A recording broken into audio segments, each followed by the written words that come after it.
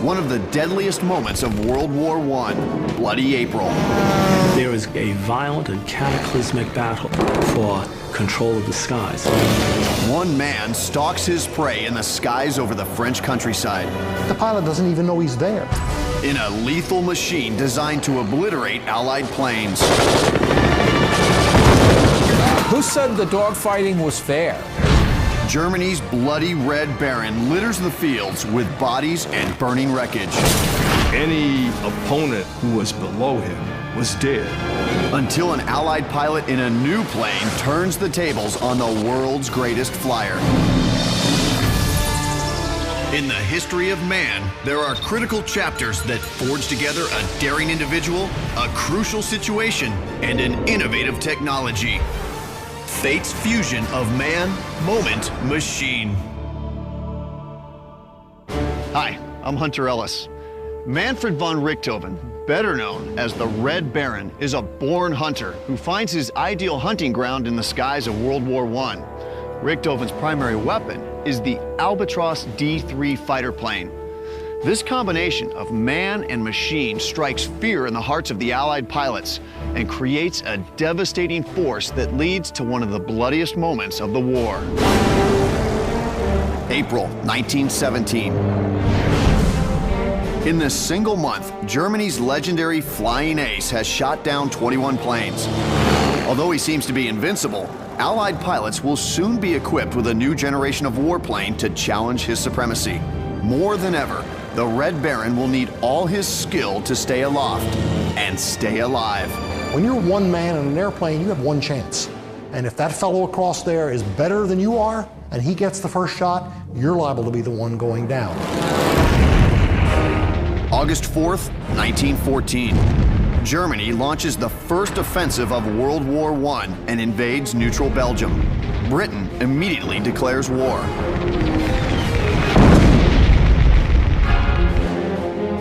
As the fighting begins, the airplane is barely a decade old, and military leaders are unsure of how to use it.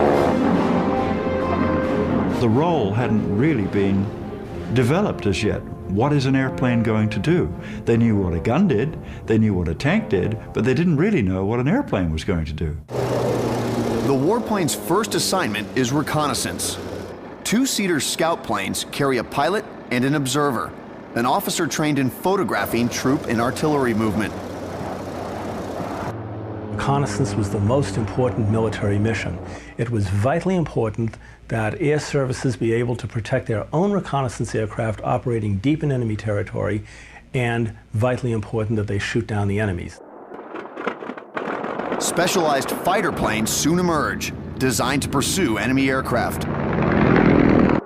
The fighters need more firepower, but carrying a heavy machine gun on board proves to be a formidable task. These airplanes are very flimsy wood and fabric creations. They are barely powered enough to get two men into the air stably. If you put a machine gun on some of them, they actually won't be able to take off. To make room for heavy weapons, fighters evolve into single-seat aircraft, with the pilot doing the gunning. But this creates an additional challenge. If you're flying a tractor airplane with the propeller in the front, and you fire a gun from behind the propeller, it will shoot your propeller off and you will crash to your death as opposed to your opponent. So you have to figure out some way to miss your propeller.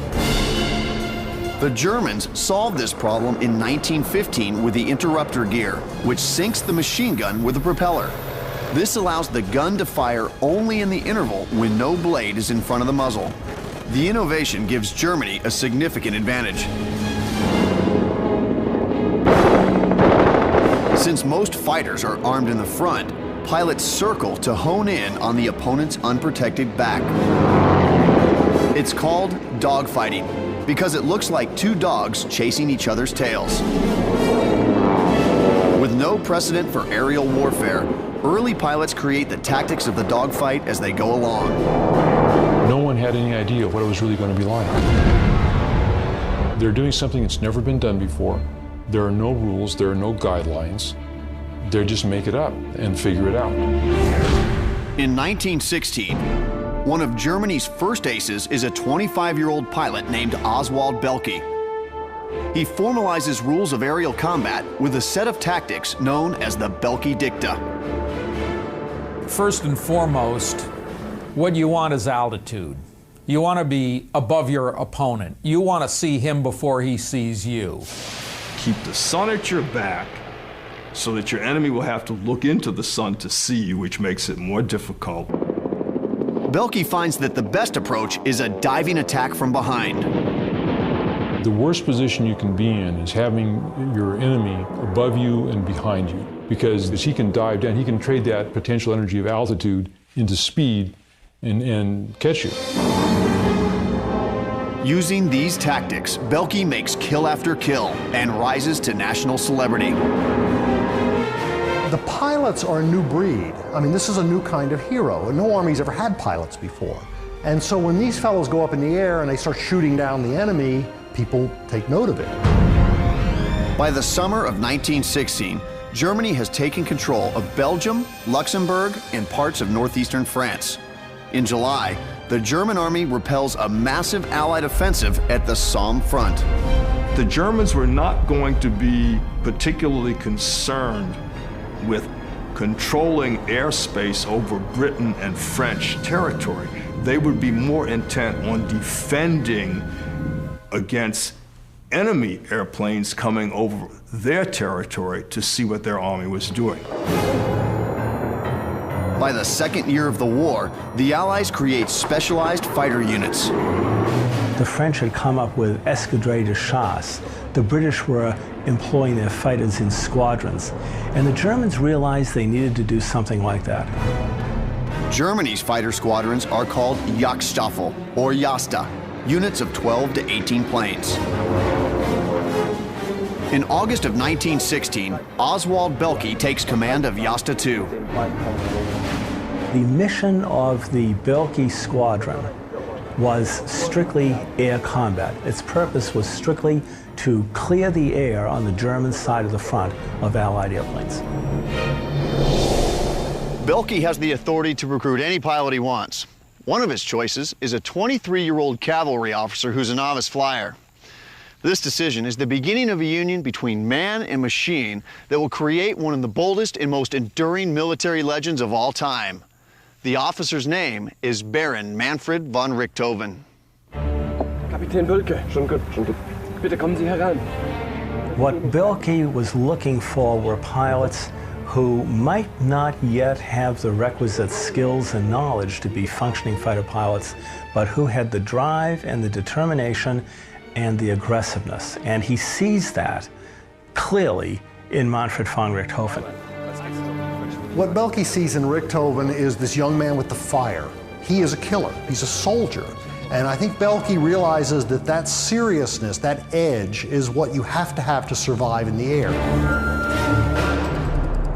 Richthofen begins his career as a combat pilot in one of the first planes designed specifically as a fighter, the Albatross D2. Its heavy but powerful engine allows it to carry twin machine guns. The Albatross is a fast airplane, ideal to dive down on these slow, unwieldy observation planes and shoot them down. Under Belke's instruction, Richthofen excels, and on September 17, 1916, he shoots down his first enemy plane. Your first confirmed victory produces absolute elation in any combat pilot. You have to remember that most pilots don't shoot anyone down. Richthofen begins a tradition of ordering a silver cup for each conquest, engraved with the date and details of the kill. Soon, he's the rising star of the squadron. There are other pilots that may be better aerobatic pilots than Richthofen. There may be other pilots that are as good a shot or even better than he is, but he is the best hunter. And that is not just certain skills, it's a mindset, it's an attitude. He's up there to shoot down the enemy.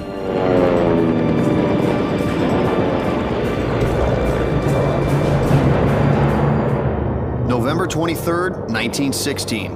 Richthofen has been a combat pilot for less than 3 months and has 10 victories when he comes up against a British pilot in a de Havilland DH-2. By November 1916, the de Havilland DH-2 is starting to become obsolescent. It is a rotary engine pusher. It has a lot of wires and a lattice-like tail to accommodate the rear propeller that add drag, and compared with the Albatross, it's a rather rickety thing. Richthofen knows that the plane is inferior to what he's flying. He knows that it's just a matter, it should be short work to shoot this plane down. What Richthofen suddenly discovers is he's chasing someone who's good, who's better at flying than maybe Richthofen is. Behind the controls of the enemy craft is Britain's leading combat ace, Major Lano Hawker. Hawker, who already had a Victoria Cross because of some of his earlier exploits, was a superb pilot. He was a very fine airman. He had many of the same qualities that Richthofen had. He was called the English Belky. Hawker began using maneuvers that Richthofen had never seen before. Richthofen was pulling all of his tricks, everything he could think of, and couldn't shake Hawker off his tail. After a series of intense maneuvers, Richthofen gets the upper hand and sets his sights on Hawker's tail. Manfred von Richthofen is about to make the kill of his career, when suddenly, everything goes wrong.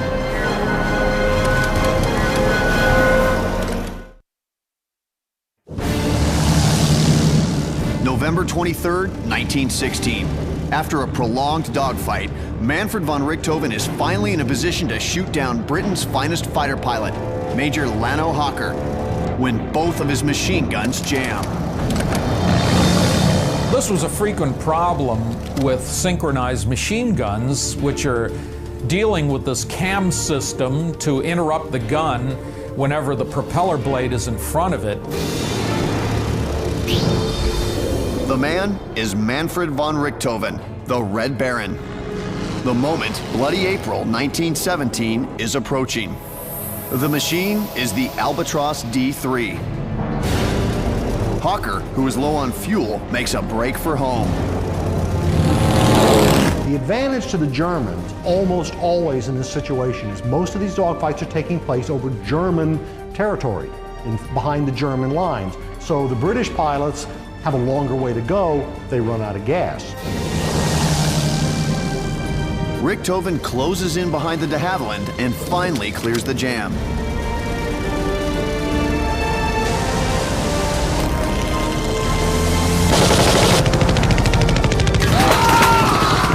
He sends Britain's finest fighter pilot crashing to his death just 50 yards from Allied lines.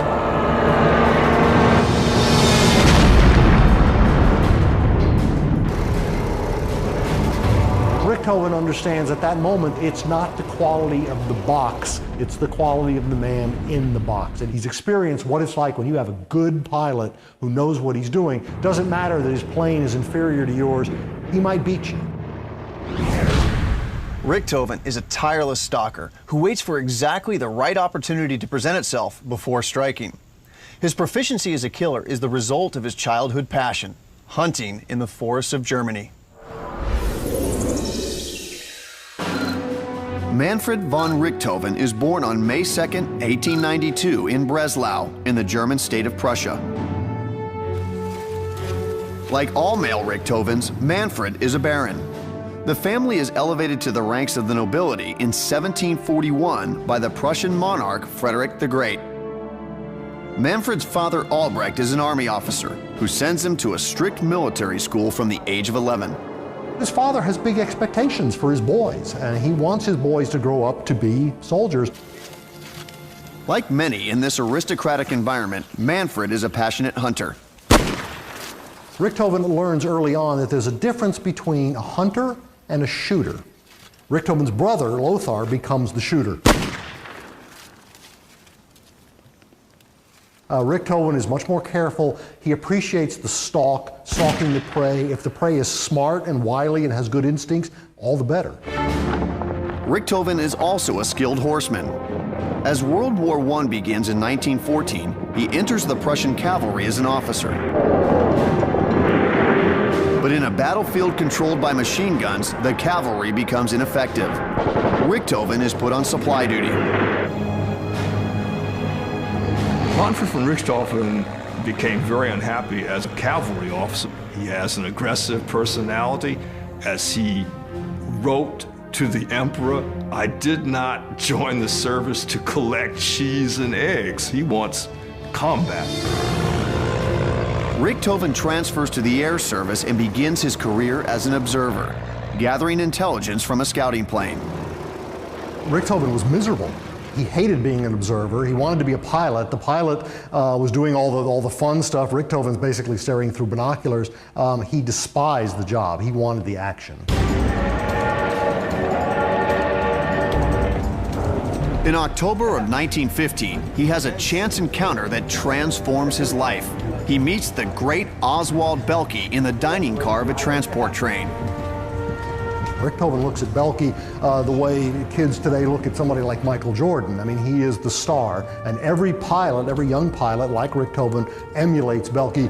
Würden Sie uns etwas über Ihre Geschicktheit verraten, eine Lehre, der wir folgen könnten? Ich fliege nahe meiner Beute, ziele gut, und wenn ich ihn schieße, fällt er runter. Bitte, bitte. Dankeschön, Herr Kapitän. Inspired, Richthofen takes flying lessons. Soon, Belke recruits him. It also doesn't hurt that as an aristocrat, this is the kind of person who will symbolize to many Germans what they idealize most, and that is the Prussian aristocrat as a military leader. Auf Wiedersehen. In September, he reports for duty at Jasta II's airfield in Bertancourt, France. Dann Manfred von Richthofen zum Dienst bereit, mein Herr. Willkommen.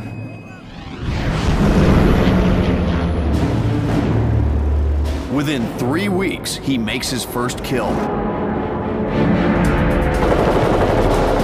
When he chose to engage the foe, his ability to judge distance, his ability to maneuver the aircraft, his ability to assess the situation and counter the opponent's moves went to high gain. He just really understood how to put that all together.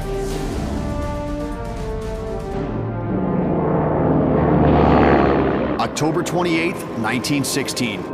Barely 2 months into Richthofen's fighter training, tragedy strikes. Oswald Belke is killed in a mid-air collision with one of his own planes.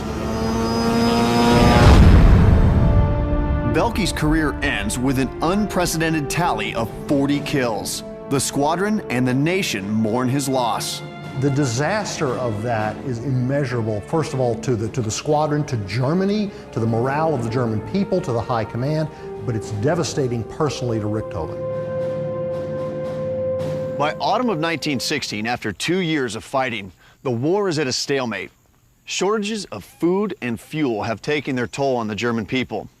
When Oswald Belke dies, the fatherland loses its greatest hero, and the German command looks to Manfred von Richthofen to fill the gap. By January of 1917, Richthofen is well on his way to that goal. With 16 victories under his belt, Richthofen is awarded Germany's highest medal for bravery and command of his own squadron, Jasta 11. Richthofen becomes probably the most widely known celebrity in Germany during the First World War. Someone who simply dominates the public's attention span. Everyone in Germany suddenly starts carrying what we would call trading cards, like baseball cards, with Richthofen's picture on them. He has a fan base. I mean, there's no other way to put it. He becomes a hero in every sense, even in the modern sense of that word. But Jasta 11 will test Richthofen's leadership. The poorly trained 4-month-old squadron hasn't shot down a single enemy aircraft, and the Halberstadt planes they're issued are not on par with the Albatross. On January 16, 1917, Richthofen arrives in La Braille, France to take command of the ragtag operation.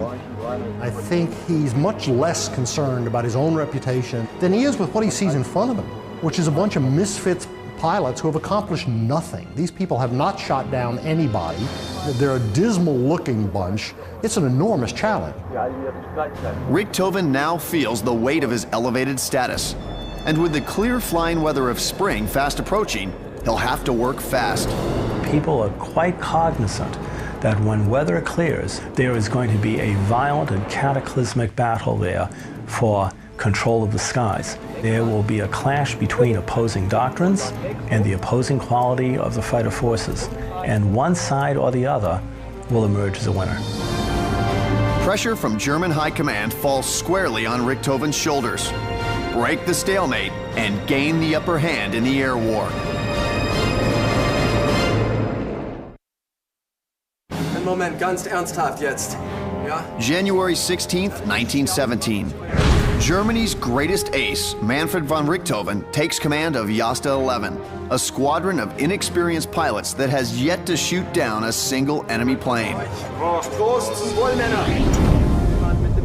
He stands them up outside and he lectures them and he tells them, you're not going to die with me in command. You know, if you go up with the track record you have, you are all going to be killed. I'm not going to put up with that.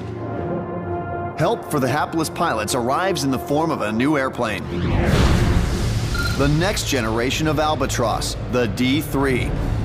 With it, Richthofen scores the first victory for the squadron and has his new Albatross painted an aggressive red. Richthofen wants his plane to be identifiable by any opponent who sees it. He does want them to know he's there.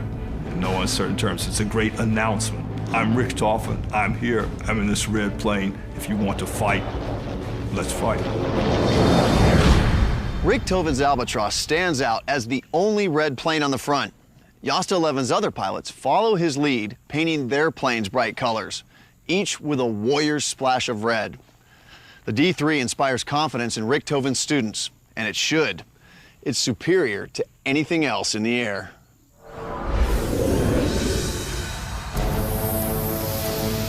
The Albatross D3 is 24 feet long with a 29-foot wingspan and a plywood-covered fuselage. It's a variation on the biplane. It's called a sesquiplane, meaning 1.5 wings. The upper wing is extended and the lower wing narrowed, using just one spar for support. The single spar wing's greatest advantage over a normal biplane was that there was less area below, and if a pilot's looking down, he has a better view of what's going on down there. And spotting the enemy before he can spot you is a major advantage. At the heart of the Albatross is a 160 horsepower Mercedes engine. It gives the D3 a top speed of 103 miles per hour. That's not quite as fast as the French SPAD 7, which can do 119 miles per hour. But the Albatross has over twice the range of the SPAD and twice the firepower. Two 7.92 millimeter Spandau machine guns versus the single Vickers machine gun on the SPAD. The idea of being able to stalk and hunt one's prey in it was perfect for Richthofen.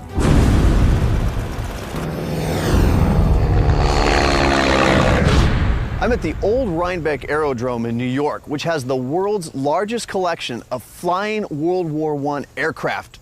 And I'm here with Chad Willey, one of its pilots, and Chad's gonna take me flying today. How you doing, Chad? Hi, Hunter, glad to have you here. Oh, thanks for having me. Now, this is a beautiful aircraft. What is this? This is an Albatross D5A, very similar to the Albatross D3 that Richthofen flew. Now, is it okay if I peek in the cockpit? Certainly. All right. Wow, it's pretty simple in here. Not the type of control stick I was expecting, actually. Not very many gauges, but in their own way they had some complications. They had dual firing triggers for each machine gun. They could fire each one individually or separately in case they had a gun jam. We'll actually get to see what the tactics were that Richthofen developed and became so successful with. Yes, we will. I'm going to use a couple of techniques that he used. Use my speed and altitude to dive on you, keep you in the sights for about 3 seconds or so, and see if I can shoot you down. Okay, I'm very used to that, so we'll see how it goes up there today. Looking forward to it. Fight's on.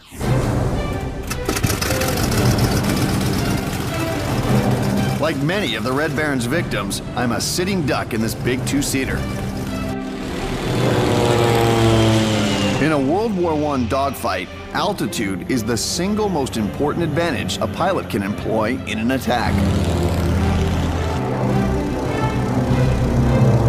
The higher plane can choose the moment of attack and gain vital speed as he dives down to make the kill. On 2 different occasions, Chad had us in his sights for more than 3 seconds. If he was the Red Baron, I'd be just another silver cup on his mantelpiece. Yeah, cool. Arming them with technique and the Albatross D3, Richthofen transforms his misfits into a superior fighting force. As Richthofen's reputation spreads beyond Germany, British newspapers dub him the Bloody Red Baron. The British press is serving German propaganda very well because they're giving him this larger-than-life image, this sort of aura, this legend around this character. Well, if you're a British pilot, you have to deal with that. January 24th, 1917. In the skies over France, a British scout plane is making a photo flight over German-held territory. Suddenly, from out of the sun, the Red Baron appears. If you're a British reconnaissance pilot in a 2-seat aircraft that most of which of them are out of date, you're basically, to put it bluntly, dog meat. Richthofen dives on the aircraft and knocks out the engine and fuel tank. It's his 18th victory. As Richthofen watches the enemy plane burn, he suddenly finds himself in trouble. His plane is falling apart. The wing on his Albatross is cracking. The Bloody Red Baron is about to be brought down by a flaw in his own machine. Imagine the horror of the fact that it's not the British pilot who's going to kill him, it's his own plane.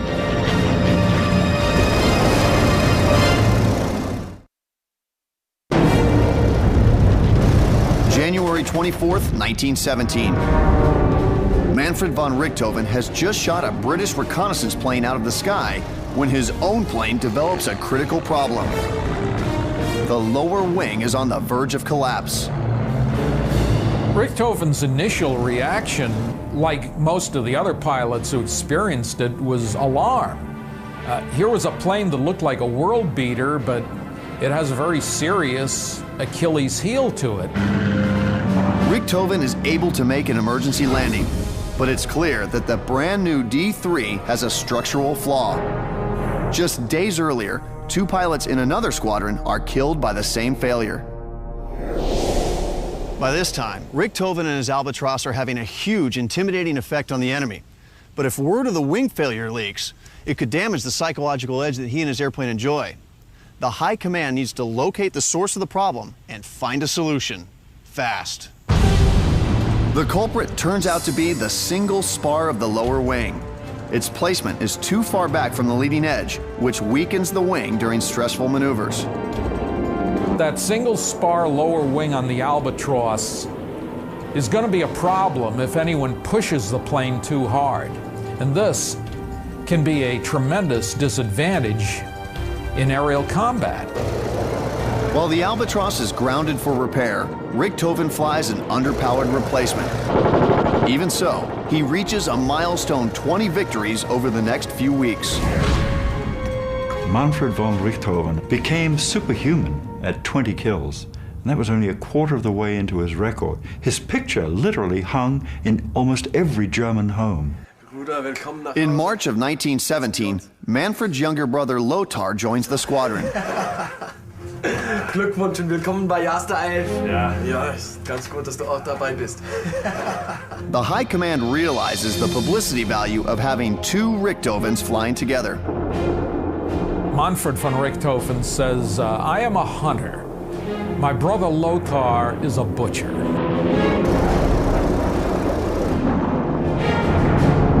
He was referring to the fact that Lothar would just charge right in hell for leather and shoot at anything that moved.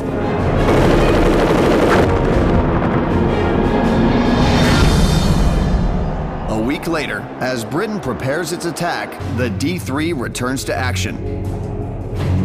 A brace has been added to the lower wing to strengthen it. But the pilots will need to hold back their speed in a dive, or the wings could fail.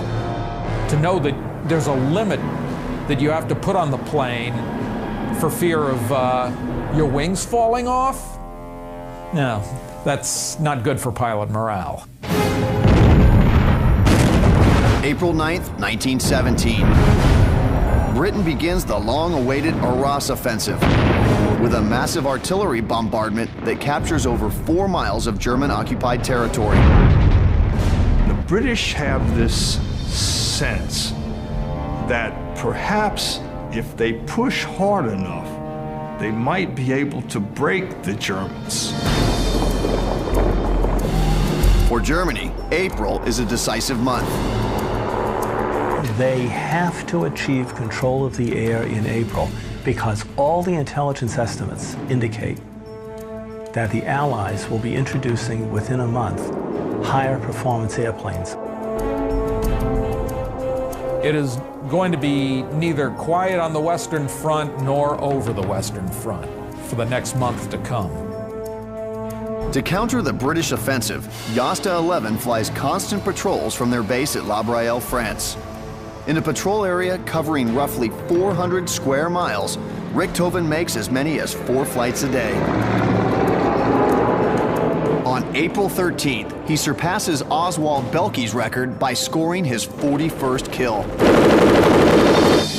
I'm certain that in Richthofen, there was, in some respects, this sense of having honored Belky's legacy, as the pupil has learned from the master. Now the pupil is going to exceed the master. With Britain taking massive losses, the British dubbed the month Bloody April. By the 22nd, Jasta 11 alone records its 100th kill. But in a business where one mistake can cost you your life, each success brings the Red Baron that much closer to running out of luck. April 29th, 1917, dawns with clear skies, perfect flying weather. Richthofen joins a morning patrol with his brother Lothar.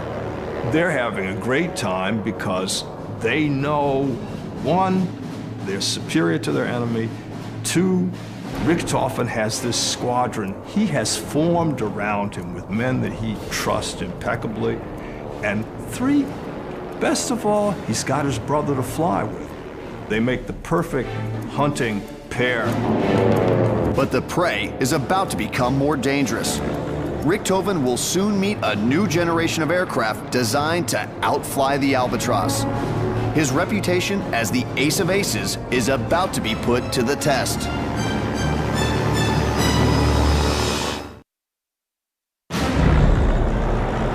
April 29th, 1917. Manfred von Richthofen and his brother Lothar are patrolling the airspace over German-occupied France. It doesn't take long before they spot 3 French-made SPAD 7 fighters flown by British pilots. Although the SPAD 7 is an extremely sturdy airplane, Richthofen shoots the wings right off it, which gives you an idea of what his marksmanship was at that point. And as Richthofen describes it, the fuselage plummets to earth like a flaming stone.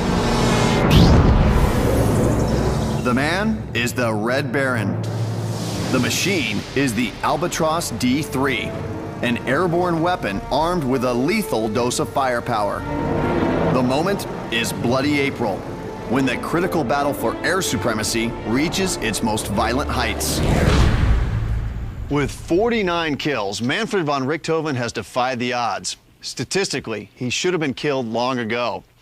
The High Command wants him to stop flying, preferring the propaganda value of a living war hero to a dead one. In just a few days, he'll go on leave, not knowing if he'll be allowed to return. But before he goes, he wants to raise his tally to an even 50. As Manfred and his brother return to the airfield, their father, Albrecht von Richthofen, arrives for a visit. They both came back and they leapt out of their airplanes, and his brother goes up and says, Father, I've just shot down a British airplane. And Richthofen leaps out of his airplane and goes up to the old man and says, and I did too. During lunch, a German reconnaissance plane is attacked just over the airfield.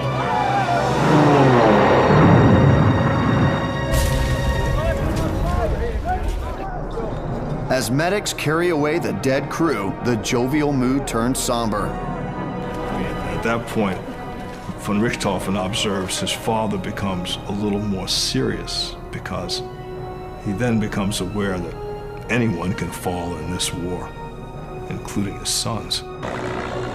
That afternoon, Richthofen goes on a sortie and finds a British reconnaissance plane with no fighter escort. It's an easy mark. It's not really a fair and equal combat, but that's not the objective of the First World War anyway. We're not talking about chivalry or fairness. The objective is to catch your opponent at a disadvantage and shoot him full of holes and kill him. 300 rounds from Richthofen's machine gun brings his score to the magic number of 50 victories. A few hours later, another British plane will also fall prey to Richthofen's guns. In one day, the brothers now have 5 victories between them. But the planes they've brought down have all been inferior to the Albatross. This moment of time, April 1917, the Albatross is at the pinnacle of its development. Its fighter force is at the pinnacle of their abilities, but that can change very, very rapidly. Then, high above them, Richthofen spots a fleet of 11 brand new British Sopwith triplanes. German airmen have been warned about this new machine that's designed to outperform the Albatross. The Sopwith triplane is a magnificent and beautiful aircraft. It is highly maneuverable and well armed. It is a dangerous opponent to the Albatross D3. For the first time, Richthofen's Albatross, especially with its fragile wing, is the underdog in a fight. What he sees immediately is that the Sopwith triplane is more maneuverable, it's faster, it can turn on a dime, and Richthofen takes the challenge. The triplanes are above them in perfect attack position. When the triplanes dive, the Albatrosses know they're coming, and the technique is to turn to meet, which means that Richthofen and his peers are perfectly well prepared to do business with the English. The Red Baron greets his attack with gunfire. The triplane easily evades it by dropping below the Albatross. It's a critical mistake, which gives Richthofen the upper hand. Triplane, you want to keep altitude. You don't ever want either to join combat or descend below the opponent in the Albatross, because once you descend below him, the Albatross simply will turn on your tail and riddle you. The pilot, realizing his error, makes a break for Allied lines. The Albatross can't outrun him, so Richthofen tries another trick. He fires again, though he's well out of range and has no chance of hitting the triplane. The Sopwith pilot takes evasive action, but this slows him down. It's a fatal mistake. Richthofen keeps his plane in a straight line. Well, the result is he gains speed. Richthofen gets within 50 yards of the triplane. Close enough to hear the hiss of the fuel tank as his bullets destroy it. It's Richthofen's 52nd kill, and with 4 victories in one day, it's the Red Baron's best day ever. With all the disadvantages handed to Richthofen, Richthofen wins. He shoots down the British plane, and ultimately, I don't think that's a surprise to Richthofen, because I think he very well understands it's not the box, it's the man who flies the box. In April 1917, the British hit their lowest point in the air war. In 4 weeks, they lose 1/3 of their crews, over 900 men, and 150 airplanes to the Germans. Jasta 11 scores 89 of those victories, more than half of the British losses. The leadership in the Royal Flying Corps was very distressed by the losses they were taking, and they knew that they had inferior aircraft. So they were really pushing as hard as they could to bring newer, better airplanes into production and get them to the front and get them in the hands of their pilots. The Germans suffer as well, losing 159 airmen and 77 aircraft. Although on the whole, Bloody April is a triumph for Germany, it's also the last time they'll dominate the skies in World War I. The month marks the beginning of the end for the Albatross. As British production hits its stride, the Allies come up with more planes that meet and surpass it. It was at that point that the Germans realized they were now looking at a disadvantage in the air rather than a positive advantage that they enjoyed all the way through the first part of World War I. For Manfred von Richthofen, Bloody April is the pinnacle of his career. In that 1 month, he brings down 21 airplanes. But 2 months later, his luck will change when he attacks a reconnaissance plane that should be an easy kill. The observer is shooting at him wildly, way out of range, and Richthofen sort of chuckling to himself that, yeah, I've seen this before. One of the bullets strikes him in the head. It's just bad luck. Richthofen will never fully recover from this injury, although he continues to fly and score victories. In September of 1917, Richthofen's aging Albatross is replaced by the Fokker DR-1 triplane. The small and agile fighter is a fierce counter to the new Allied designs. The Albatross was, of course, von Richthofen's primary aircraft, his primary steed, until he had accomplished 60 kills. At that point, along came the Fokker DR-1, the airplane for which he's probably most noted for, but actually the aircraft that he spent the least time in. April 21st, 1918. Richthofen is on patrol in his Fokker triplane when he blatantly disregards the rules that have kept him victorious and alive for so long. He fixates on the plane of an inexperienced pilot, chasing him low across enemy lines and within range of ground artillery. By that time, Richthofen is very tired and exhausted. His wound has not healed. He's still a highly proficient aerial killer, but the man is no longer the same man.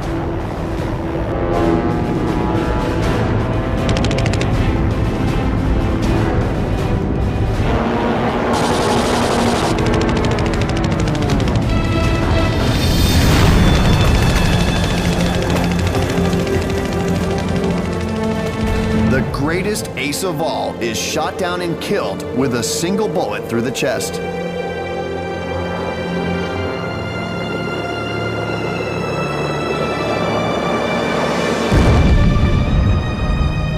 There was a great dispute after he was shot down as to whether Captain Roy Brown and the Sopwith Camel trailing had shot him down or whether the Australian gunners from the ground shot him down.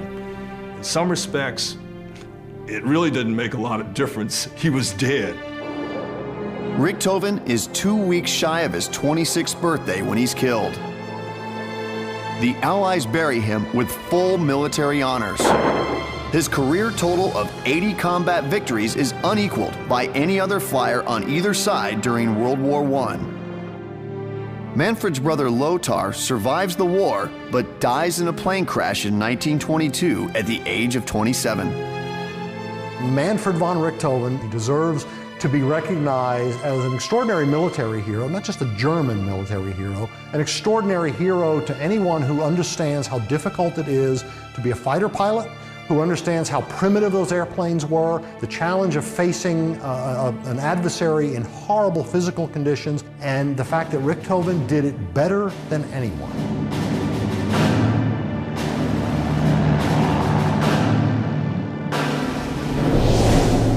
Manfred von Richthofen and the Albatross are a rare combination of uncanny talent and exquisite engineering that appear at a moment in the war when the outcome is far from decided. During that deadly month of April 1917, man and machine unite to give Germany a glimmer of hope for victory. It also marks another appearance of the M3 factor, a force